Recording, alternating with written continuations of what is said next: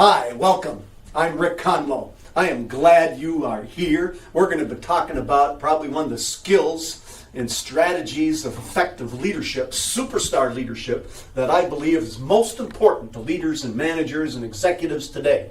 And that's all about coaching. Now what you'll see here is our superstar leadership model and the 9 strategies that go with it.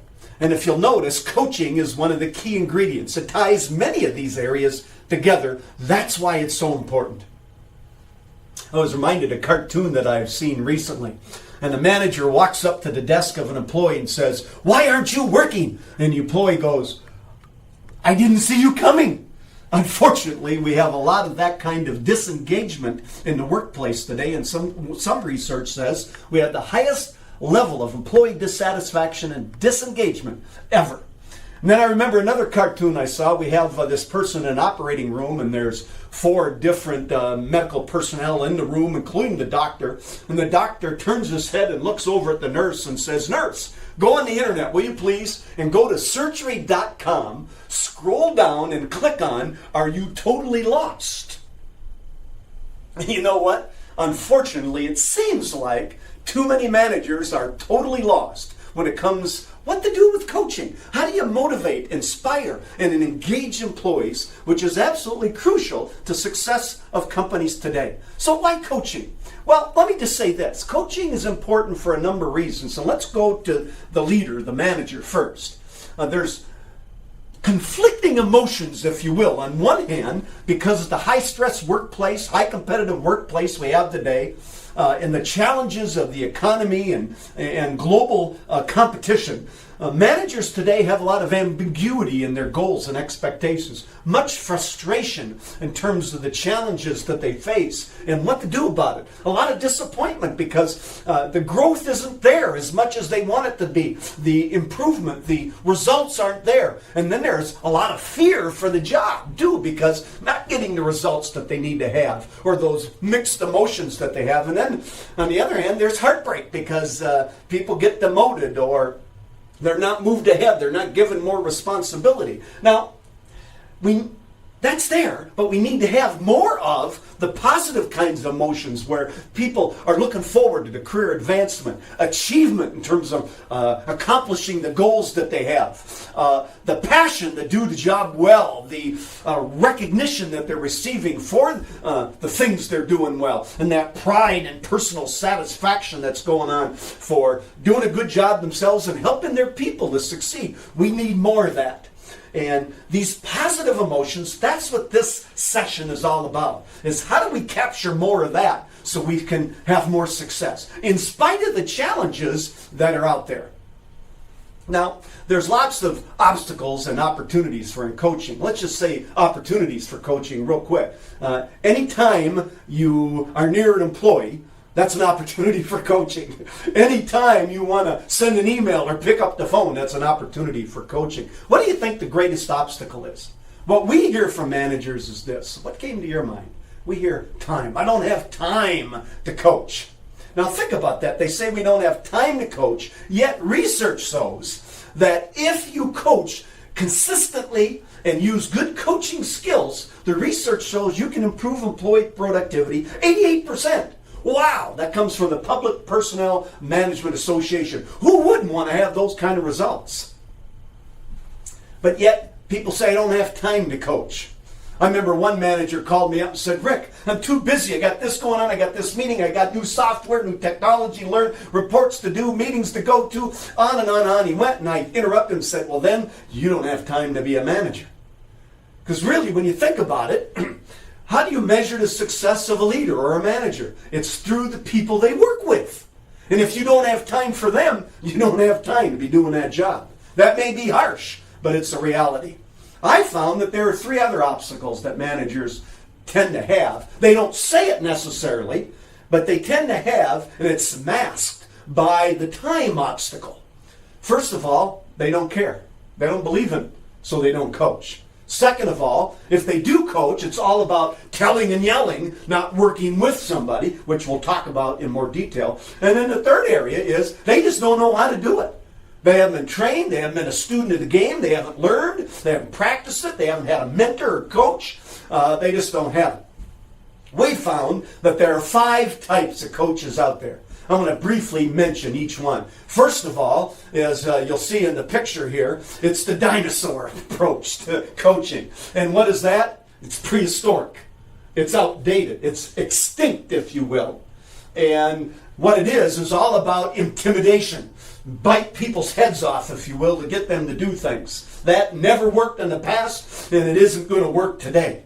And then you have the other type. You have the drill instructor type approach. The yelling and telling and screaming, getting people to do things. That may be good for the military, although I've heard they softened that a bit. But it isn't good in the workplace. It leads to harassment and people wanting to work somewhere else.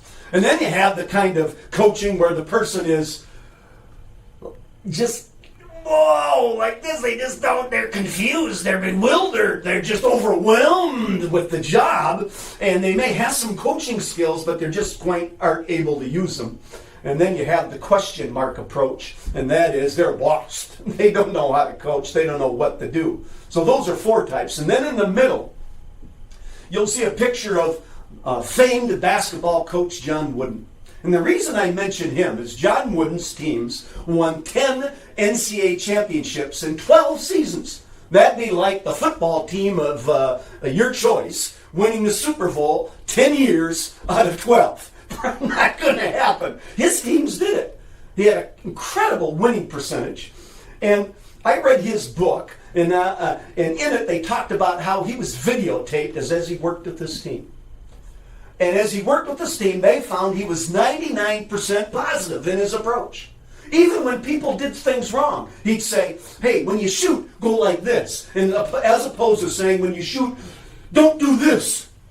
He took a different approach to instructing and leading. And herein is one of the keys to effective coaching that we need to remember. More than anything, our goal in coaching is to develop people's skills, competence, and confidence in their approach. How can we do that if we beat them up? It doesn't mean we don't point out things that go wrong. It doesn't mean we give them negative feedback when they need it. But we can turn it into a positive most of the time. Most of the time. So coaching is an ongoing process to help people develop their talents so that they can improve their results.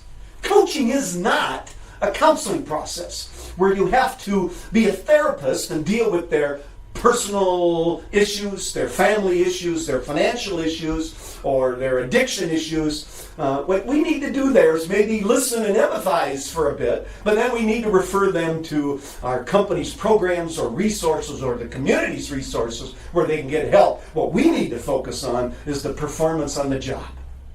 So what I want to do is talk about just a few points related to good coaching, and then I'll sum it up with a model that you can stand on to be more effective. First of all, good coaches communicate clear performance objectives, clear expectations and goals. All good performance starts with clear goals. We need to have that conversation.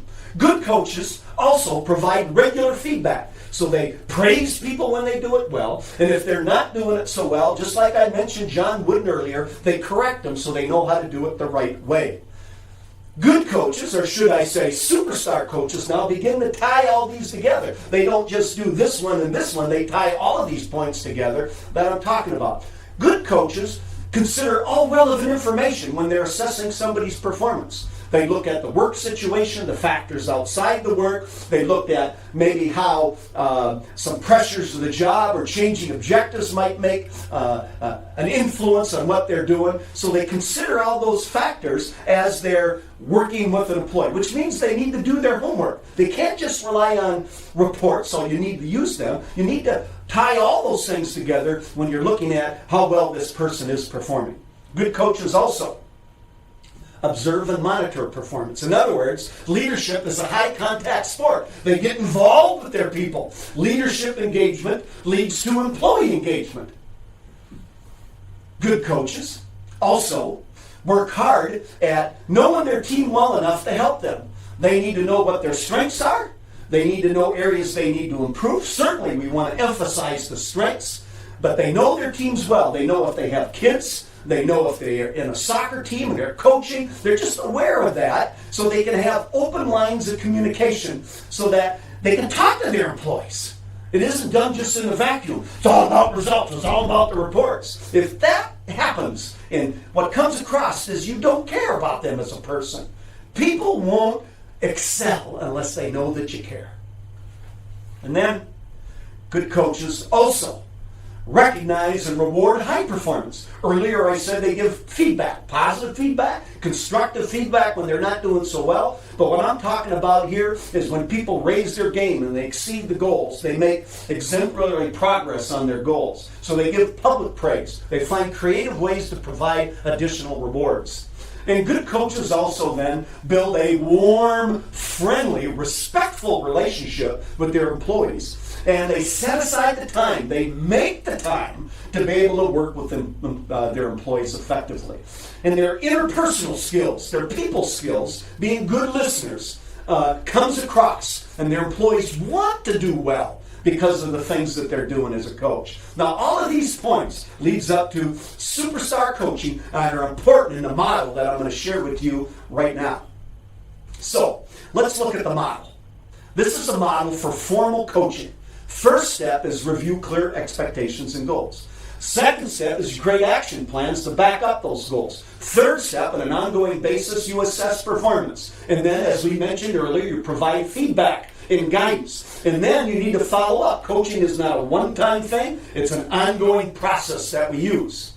Now, this is formal coaching where you sit down one-on-one, 30 to 60 minutes, and work with an employee through these steps, put a plan in writing, they get a copy, you get a copy that you can follow up and reinforce.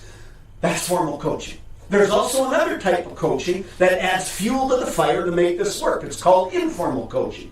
And informal coaching is any time you have interaction with an employee throughout any given day. It could be on the phone, through an email, could be passing in the hall. And it's how you handle that situation that makes a difference. A little warm, friendly relationship, then a focus on one area of importance for a reinforcement or a follow-up for that employee. What it does is make sure that none of the things we're doing are in a vacuum, that it all goes together.